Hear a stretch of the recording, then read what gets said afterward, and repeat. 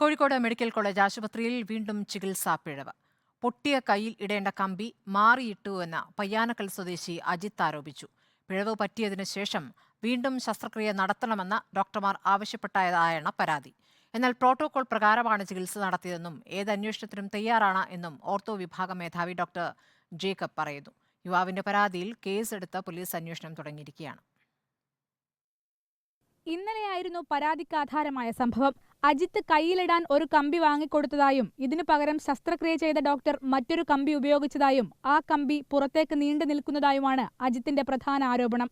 ഉച്ചയ്ക്ക് 1 മണിക്ക് സർജറി കഴിഞ്ഞിട്ട് എക്സ്റേ എടുക്കാൻ വന്ന എക്സ്റേ എടുത്ത് എന്റെ രാത്രി 10 മണിക്ക് പറയാണ് ഇത് കമ്പി പുറത്തേക്ക് ഉണ്ട്, ഒരു കമ്പി പുറത്തേക്ക് ഉണ്ട്, നിങ്ങൾ അർജന്റായിട്ട് 11 മണിക്ക് ചെയ്യാൻ പറഞ്ഞാണ്. അപ്പൊ ഞാൻ പറഞ്ഞു എനിക്ക് ഇവിടെ ആരുമില്ല, ആരെങ്കിലും കൂട്ടിട്ട് അല്ലെങ്കിൽ അറിയിച്ചിട്ട് ഞാൻ ചെയ്യുള്ളൂ പറഞ്ഞു. അങ്ങനെ ഡോക്ടർ ചൂടായി പോയതാ, ഇതെല്ലാം ചെയ്തില്ല, വേദന 7 മണിക്ക് സഹിക്കേണ്ടി ഇന്നലെ രാത്രി.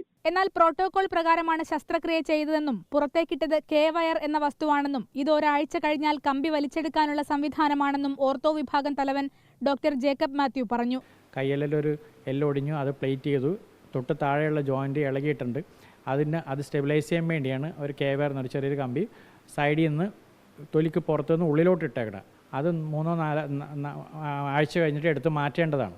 അജിത്തിന്റെ പരാതിയിൽ ആരോഗ്യ അനാസ്ഥക്കെതിരെ കേസെടുത്തിട്ടുണ്ടെന്നും മെഡിക്കൽ ബോർഡ് രൂപീകരിച്ചാലേ ഈ വകുപ്പ് നിലനിൽക്കുമോ എന്ന് പറയാനാകുമെന്നും മെഡിക്കൽ കോളേജ് ACP പ്രേമചന്ദ്രൻ പറഞ്ഞു. നമ്മൾ കേസ് രജിസ്റ്റർ ചെയ്തിട്ടുണ്ട്. നമ്മളെന്തായാലും അതിന്റെ മറ്റുള്ള കാര്യങ്ങൾ നടത്തണം. മെഡിക്കൽ ബോർഡ് രൂപീകരിക്കുക, റിക്വസ്റ്റ് കൊടുക്കുക, DMO മെഡിക്കൽ ബോർഡ് രൂപീകരിക്കും. അത് അവരത് പരിശോധന നടത്തിയിട്ട് അതിന് നെഗ്ലിജൻസ് ഉണ്ടെങ്കിൽ നമുക്ക് റിപ്പോർട്ട് ചെയ്യും. ഒരാഴ്ച മുൻപാണ് അജിത്തിന് അപകടം പറ്റിയത്.